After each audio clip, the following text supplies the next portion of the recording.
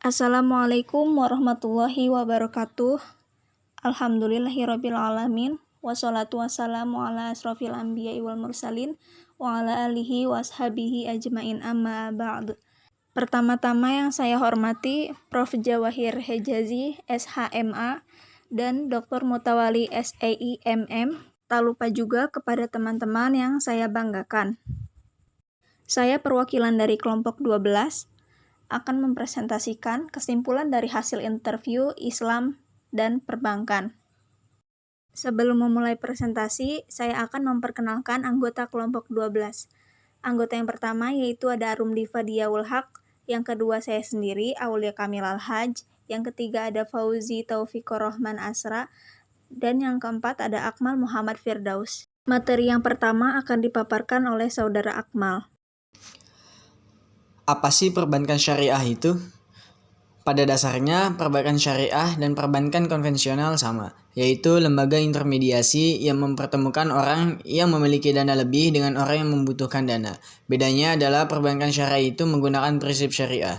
Kedua, bagaimana sejarah perbankan syariah? Perbankan atau lembaga-lembaga syariah itu berawal dari masyarakat Islam yang menjalankan prinsip-prinsip agama Islam untuk menyempurnakannya. Pada tahun 1992, itu butuh sistem bank, karena bank sistemnya riba. Maka dibuatlah bank yang berprinsip syariah atau bagi hasil. 3. Apakah ada fatwa DSN MUI tentang perbankan syariah? Fatwa khusus perbankan syariah tidak ada.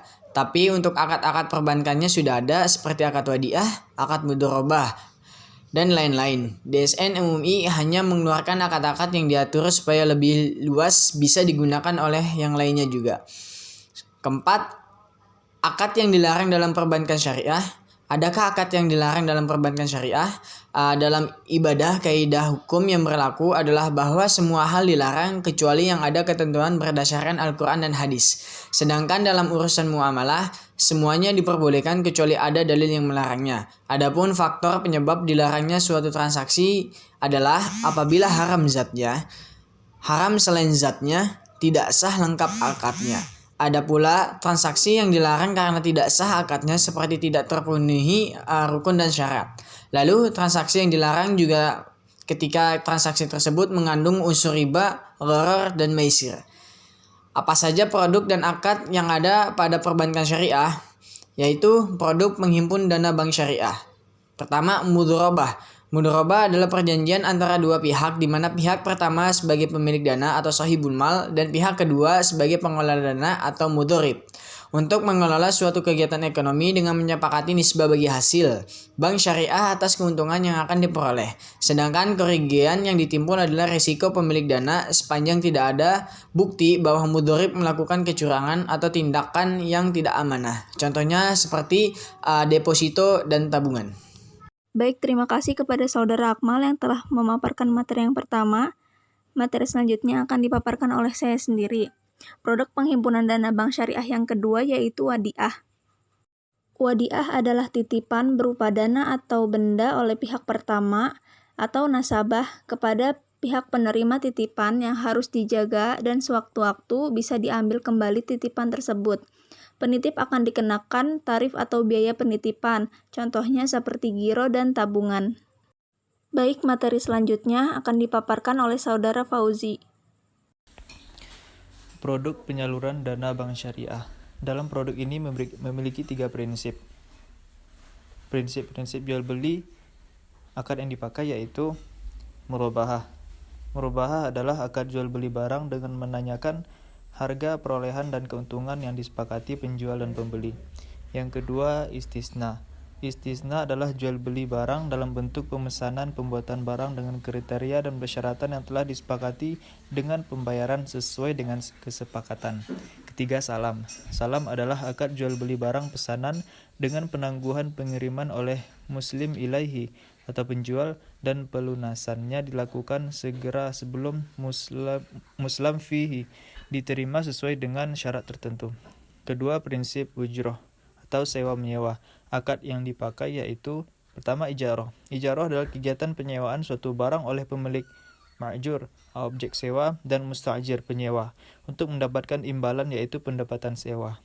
Apabila terdapat perjanjian pengalihan pemilikan Ada akhir masa sewa disebut ijarah mumtahiyah bitamlik atau IMBT, atau sama dengan operating lease pada bank konvensional. Qard. Yang kedua, qard adalah pinjam meminjam dana tanpa imbalan dengan kewajiban pihak peminjam mengembalikan pokok pinjaman secara sekaligus dan cicilan dalam jangka waktu tertentu. Yang ketiga, prinsip bagi hasil. Akad yang dipakai yaitu musyarakah. Pengertian musyarakah adalah perjanjian beberapa pihak untuk menyertakan modal dalam suatu kegiatan ekonomi dan pembagian keuntungan atau kerugian sesuai dengan porsi misbah yang disepakati di awal. Baik, terima kasih kepada Saudara Fauzi yang telah memaparkan materinya. Materi selanjutnya akan dipaparkan oleh saya sendiri. Selanjutnya ada produk jasa layanan bank syariah. Akad yang dipakai dalam produk ini yaitu yang pertama ada wakalah. Wakalah adalah akad pemberian kuasa dari pihak muwakil, yaitu pemberi kuasa kepada pihak wakil, yaitu penerima kuasa atau bank, untuk melaksanakan suatu tugas dari pemberi kuasa. Contohnya transfer dan penagihan utang, bank clearing atau inkaso. Yang kedua ada hawalah. Hawalah adalah akad pengalihan utang dari satu pihak yang berhutang kepada pihak lain yang akan menanggung atau membayarnya. Yang ketiga ada sarf. Sarf adalah pertukaran atau akad jual beli dengan suatu valuta dengan valuta asing. Penentuan harga berdasarkan kesepakatan sesuai harga pasar saat pertukaran.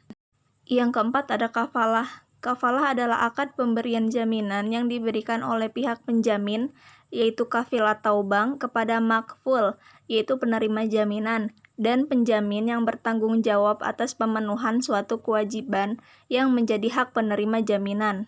Yang kelima ada rahan. Rahan adalah akad penyerahan barang atau harta dari nasabah kepada bank sebagai jaminan dari seluruh atau sebagian hutang. Baik, materi selanjutnya akan dipaparkan oleh Saudari Arum Diva. Baik, selanjutnya saya akan membacakan kesimpulan dari kelompok 12. Apa saja lembaga-lembaga keuangan syariah yang ada di Indonesia pada saat ini?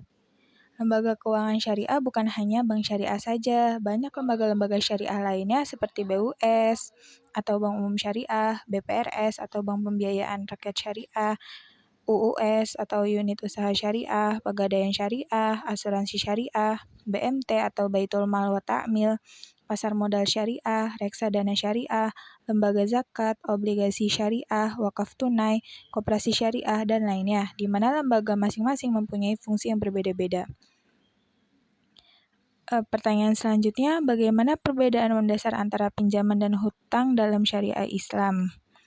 Beliau berpendapat sebenarnya model pelaksanaannya hampir sama, tapi perbedaannya pinjaman itu dialaskan dengan jaminan. Jadi, seseorang yang meminjam harus mendatangkan jaminannya terhadap apa yang dia pinjam, sedangkan hutang itu bisa langsung. Kalau dalam Islam, segala sesuatu yang tidak tunai harus ada jaminan, minimal dicatat. Pertanyaan selanjutnya, transaksi apa yang masih dilakukan oleh masyarakat di sekitar kita, padahal transaksi itu jelas-jelas dilarang dalam syariah?